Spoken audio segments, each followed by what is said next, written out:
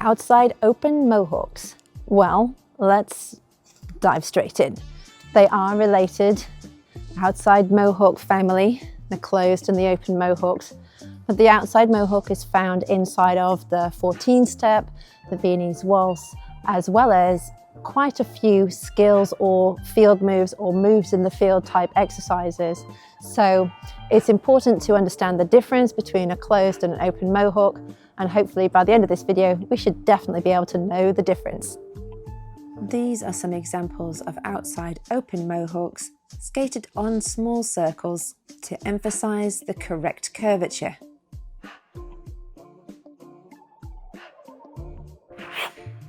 The exchange of feet or weight transfer in an outside open Mohawk is quite different than the closed Mohawk. It's a little bit more contrived, a fraction more awkward in terms of the mechanics of the movement, because it is a tightening or retracting motion rather than a flowing, exiting motion like in the closed Mohawk.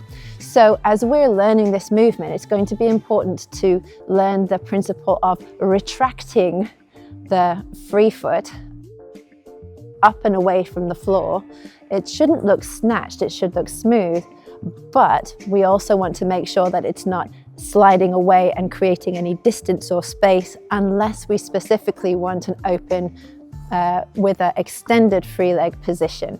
So most of those Mohawks that we mentioned, the Viennese Waltz, the 14-step, and some of the skills movements, they are a tight ending position with a floating T, as I like to call it. So we have to get into the practicing of that motion as well as a strong check to sustain our exit.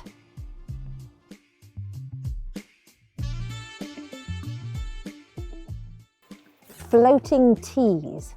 They are going to be so important in this movement. So let's take a look at the first floating T. From a good basic stroke onto a forward outside edge on a bended skating knee, we will rise to scissor the legs closed and draw the feet into a floating T position characterized by the free foot hovering just above the ice. That T will have the heel of your free foot connect with the instep of your skating foot, right at this indent on the midsection of your boot. So our sequence is bend and extend, scissor closed, into our T. Now I'm going to make an additional point here. We must be sure to guard against dropping the instep of our skating foot as we rise and close into the floating T.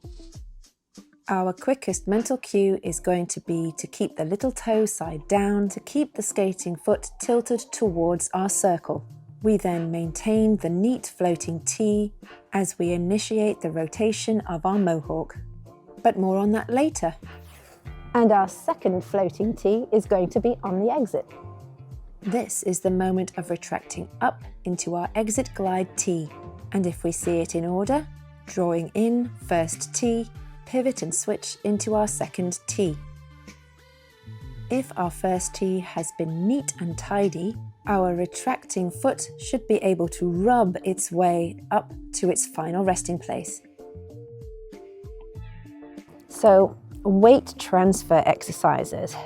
Looking at having some bend in the knees as we're doing this. We're looking to bend and be on one leg, rise a little, gently switch, and bend again. All right, if I bring myself a little closer to the camera. So we've got bend and we're on one leg, rising a little, using the highest point as our moment to connect with the floor, soft touch, switching to the other side, and bending again. Rising, meeting the floor, switching, and bending again. Rising, touching the floor, switching, and bending again. That's with the feet in parallel.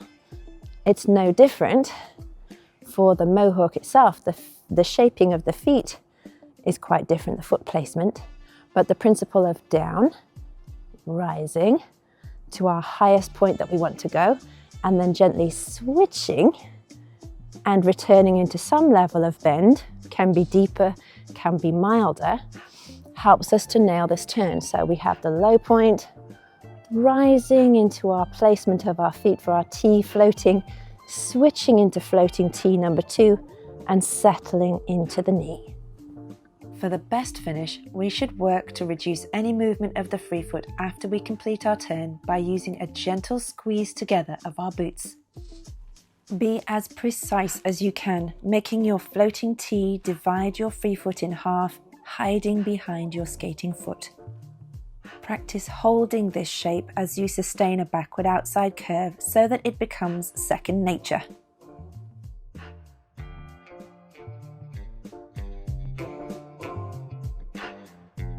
There is literally a pivotal moment in the middle of a mohawk. Up next, we learn how that magic happens.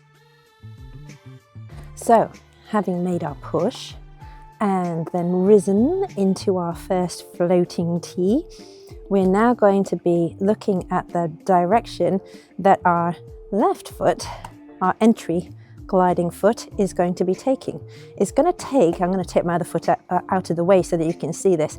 It's going to take a small curve away from the natural circle, giving you all the angles. Here we can see the outside edge and it's curving away from the original circle before the pickup. So we get the outside edge, it curves away from the original circle and then picks up into the T. So if we were skating a forward outside edge, actually can make a little snowplow here to indicate the natural circle that we would be drawing with our skating foot. We're gliding, gliding, gliding.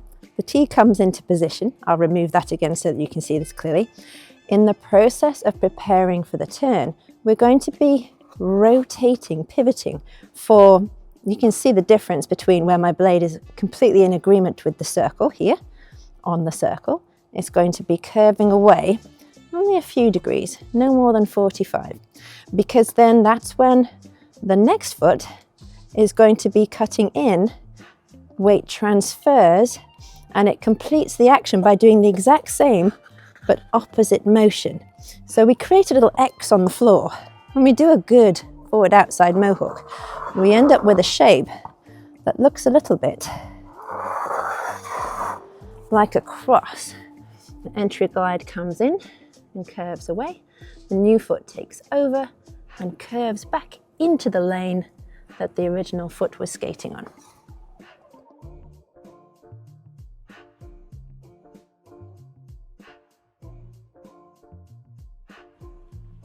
A clean turn will need a strong exit check, but where does that control come from?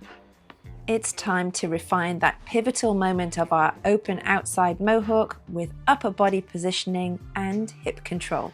Hips versus shoulders, checking ability. When we are skating this mohawk, the ability to have our shoulders facing out of the circle prior to the mohawk, and then as we exchange feet, using twist in the midsection to maintain the outward check of the upper body is important. But a lot of people miss that it's not just the twist in the middle and what the shoulders are doing. The part that's the foundation is this bit right here. So as we are skating in, our standing side of our hip, our gluteus maximus and all the other gluteuses that are involved in here, we're rising, we're trying to make sure the pelvis stays with a leading side and a following side, okay? The weight of the free side, don't underestimate it. There's a lot of body part here that's available to swing around and make this part want to feel weak and mobile. So we're having to squeeze gently forward to switch on those muscles. Now as we tee up and we're about to exchange, we make that exchange and we must really squeeze the new opposite side, right? Standing leg is now the right. So now my right back half down here is really doing all of the work to keep the new free side kept back here as we head around the circle. If this on the exit or this on the entry is weak and not able to sustain the outward position of the hips, we will struggle. The struggles will look like this. We will be heading in, making our turn, and feeling like we can't sustain our exit edge. Maybe we go in, we place our feet, and we feel like we can't even start the turn. We can't even start the turn because we haven't been able to make the tower of the body stay facing out of the circle with a sense of control and readiness for the turn. So we can't initiate any motion because we're just not in control in the first place. So, fixing the problem. Well, that means that as we practice to rehearse the entry curve to do well, we make sure that we skate in with a strong sense of same side, skate side, lead. Skate side, lead, and we get very used to that motion, sustaining that shape. If we're strong in that shape with a basic push and the free leg extended behind, then we can try moving from that first push shape into our floating T. Again, we're aiming to maintain control of that check. So we start with our push and we rise into our floating T, and we're trying to check, am I still in control? Is my upper body facing out of the circle? Are my hips agreeing and facing out of the circle?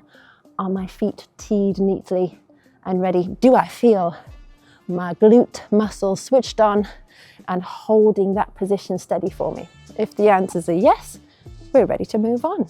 If the answer is no, keep working at it until you can feel that level of control.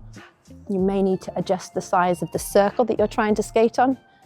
You may need to adjust your speed a little bit. Play with the variables and see which helps you the most. And a final technical tip, simple but effective for anybody competing in ice dancing. You want those edges, tweak those ankles. A small turn of the ankle can nail those outsides on the entry and on the exit edges, getting you those vital points.